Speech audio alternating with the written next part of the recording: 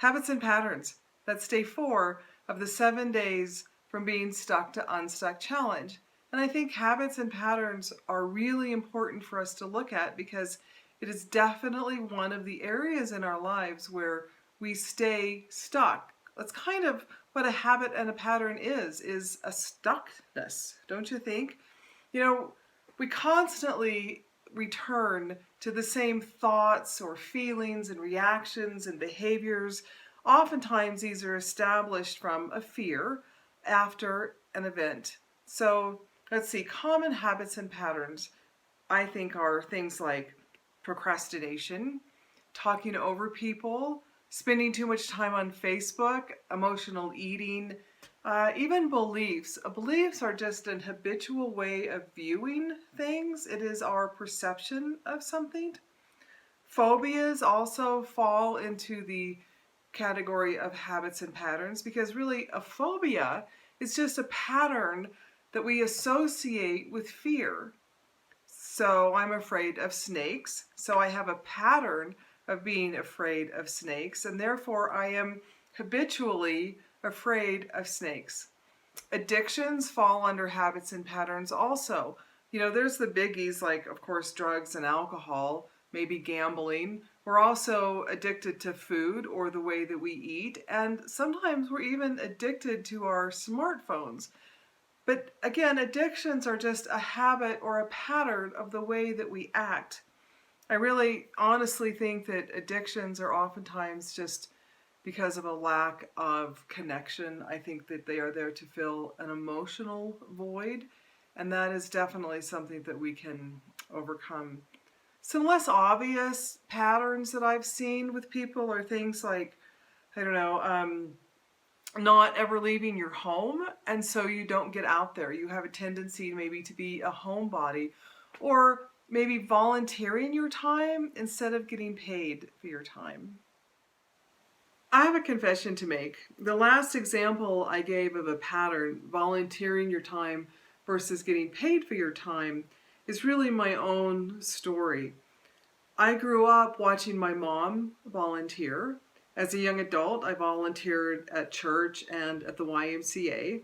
When I started my own businesses, I volunteered at the Chamber of Commerce. I was on the tourism board, I was a Girl Scout leader, and I still today volunteer at our local search and rescue group, which I don't think I will ever give up.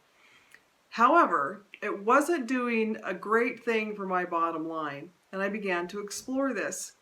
I heard a lot of other coaches and therapists and entrepreneurs talk about how they wanted to give away their services or that they were afraid to charge what they were worth. And this wasn't the case for me, but yet my bottom line was really suffering.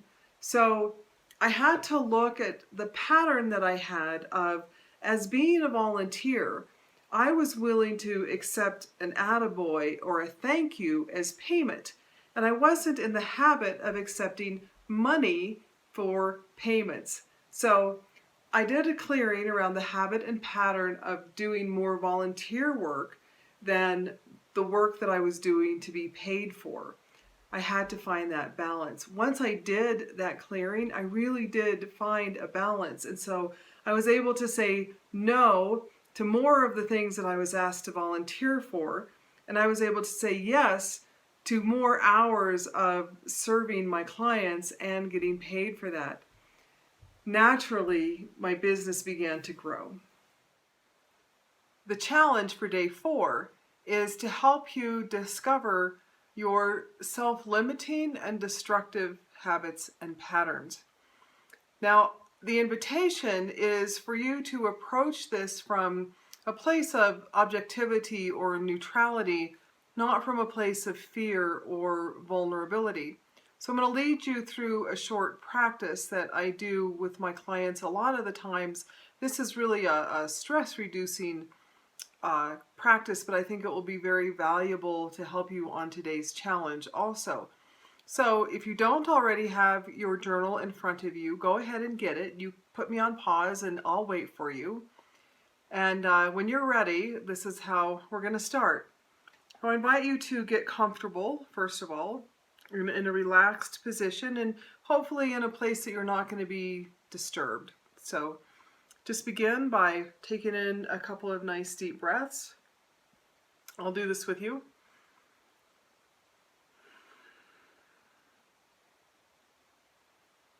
And just feel yourself relax. And then I invite you to breathe in and out of the area around your heart. This is really a heart exercise, not a brain exercise. So breathing in and out of the area around your heart and just slowing your breath. And then I simply want you to think of something that you are grateful for. And not only do I want you to think of something you are grateful for, but I want you to invoke the feeling that you associate with this gratitude.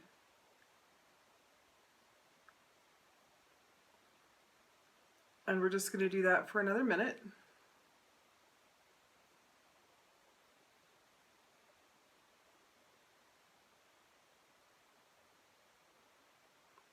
And now you should be able to shift into more of a posture of neutrality. Neutral is, imagine putting your car in neutral gear, and if you step on the gas, you don't go anywhere. And there's no need to step on the brake because you're not going anywhere anyway. But it's that sense of neutrality. And you can spend as long of time as you want to in this breathing in and out of the area around your heart and invoking this feeling of gratitude. Now that you've taken on more of a neutral posture, I have 5 prompts for you for the challenge for today. Number 1 is to list the habits that you know you are aware of that you have. Number 2 is to list any patterns in yourself that you recognize. Number 3 is I invite you to ask at least 2 other people what your habits and patterns are.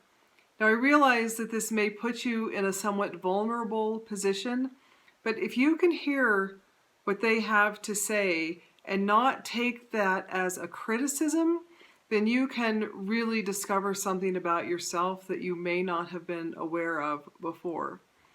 The 4th part for today's challenge is to look at beliefs. Just list whatever your beliefs are. You know, beliefs can be very, very valuable if we aren't really attached to them. But if we're attached to them, then they can hinder our spiritual and personal growth. So the second part of the beliefs question, number 5, is that your beliefs, all of your beliefs, whether they're good or bad, I want you to ask yourself if you are rigid in your belief or flexible in your belief. For example, I believe in God. However, my definition of God is constantly changing. So I have some flexibility around this belief, and that's a more healthy belief. So recognize your beliefs, good and bad, whether they're healthy or not, by how flexible you are or how rigid you are about your beliefs.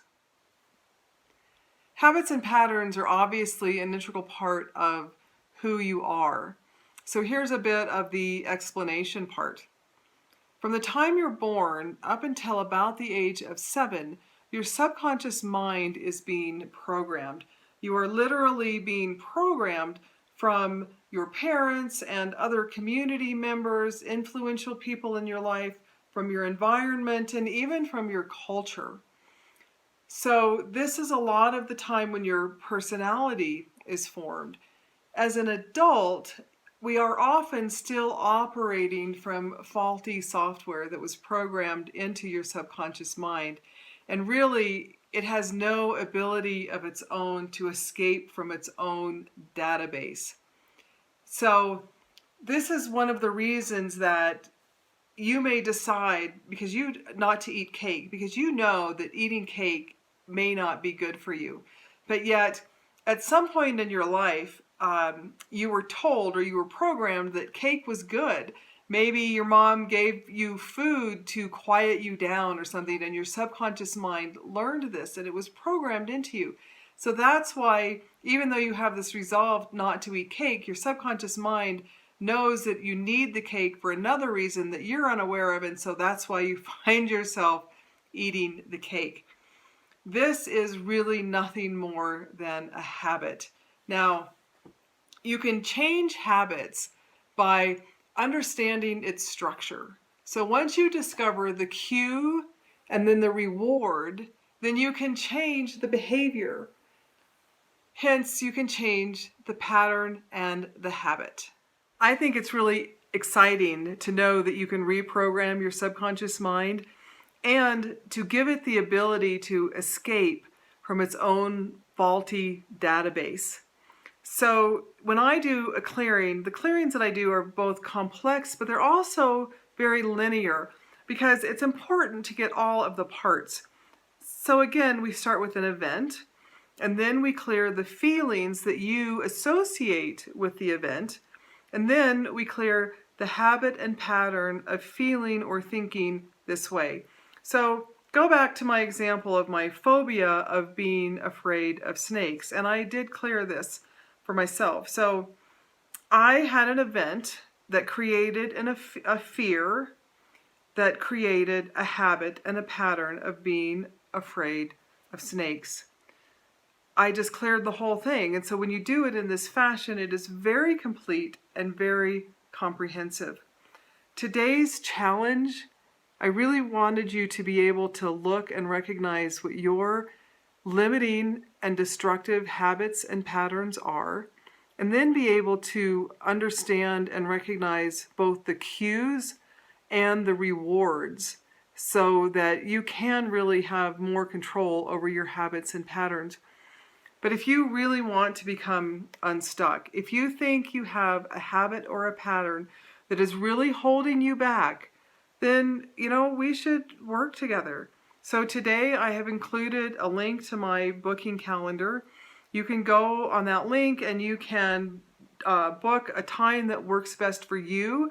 Let's plan on spending about an hour or so together. I'm not going to charge you for this part of the call. And we'll look and see where I can really help you to get unstuck. So don't forget to share your journey. You guys are becoming warriors in your life. And again, I am just so thrilled for you to have these abilities. Until tomorrow, peace and happiness.